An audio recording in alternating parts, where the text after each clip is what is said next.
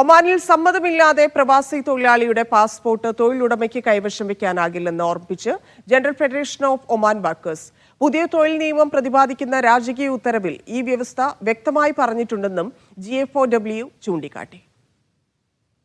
ഒമാനിലെ തൊഴിലുടമകൾക്ക് സമ്മതമില്ലാതെ പ്രവാസി തൊഴിലാളികളുടെ പാസ്പോർട്ടുകൾ കൈവശം വയ്ക്കാൻ കഴിയില്ലെന്ന് ഓർമ്മിപ്പിക്കുകയാണ് general federation of Oman workers. സുൽത്താനിലെ തൊഴിലാളികൾക്ക്, പ്രത്യേകിച്ച് പ്രവാസി ജീവനക്കാർക്ക് തൊഴിൽ നിയമപ്രകാരമുള്ള വ്യക്തിഗത രേഖകളുമായി ബന്ധപ്പെട്ട നിയമപരമായ അവകാശങ്ങളെക്കുറിച്ച് ഓർമ്മപ്പെടുത്തുകയാണ്.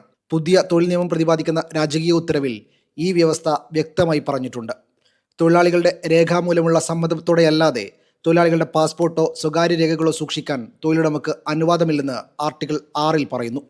എല്ലാ തൊഴിലാളികൾക്കും ദേശീയതാഭേദമന്യേ അവരുടെ പാസ്പോർട്ടുകളും വ്യക്തിഗത രേഖകളും സൂക്ഷിക്കാൻ അവകാശമുണ്ടെന്നും ഈ വ്യവസ്ഥയുടെ ഏതൊരു ലംഘനവും നിയമപരമായ ഉത്തരവാദിത്തത്തിന് വിധേയമാകുമെന്നും GFOW ചൂണ്ടിക്കാണിക്കുന്നു.